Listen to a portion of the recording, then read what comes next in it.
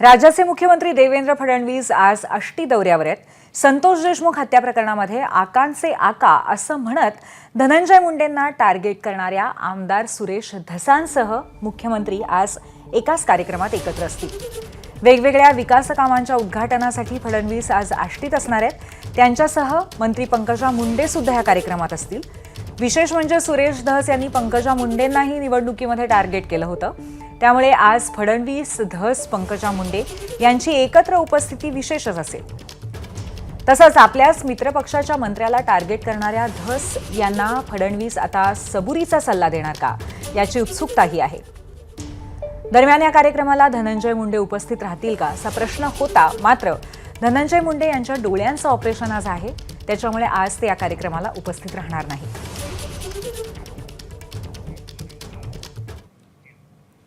दुष्काळाची झळ सोसणाऱ्या आष्टीतील शेतकऱ्यांच्या जीवनात हरित क्रांतीची पहाट उगवणार आहे. मुख्यमंत्री फडणवीसांच्या उपस्थितीत आज कुंठेफळ साठवण तलावाचं भूमिपूजन होणार आहे. या प्रकल्पामुळे आष्टीतल्या 30 गावांमधल्या 80,000 एकर क्षेत्र ओलिताखाली येणार आहे. हा संपूर्ण प्रकल्प कसा आहे हे सांगतायत आमचे प्रतिनिधी गोविंद शेळके. आष्टी तालुक्यातील कुंठेफळ साठवण तलावाचा हा डेमो आहे.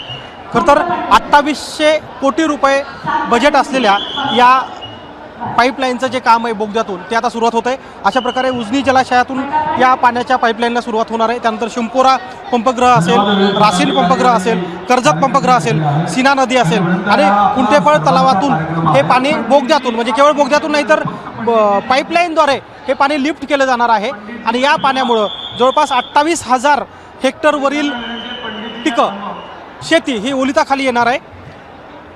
25,543 हेक्टर क्षेत्र म्हणजे 80,000 एकर क्षेत्र ओलिताखाली येणार आहे.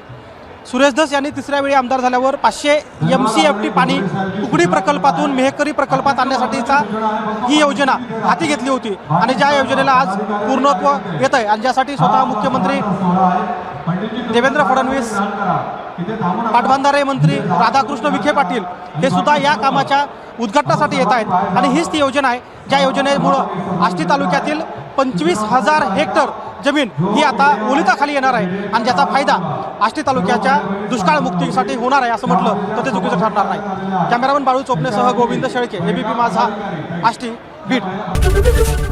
ABP माझा, उघडा डोळे बघा.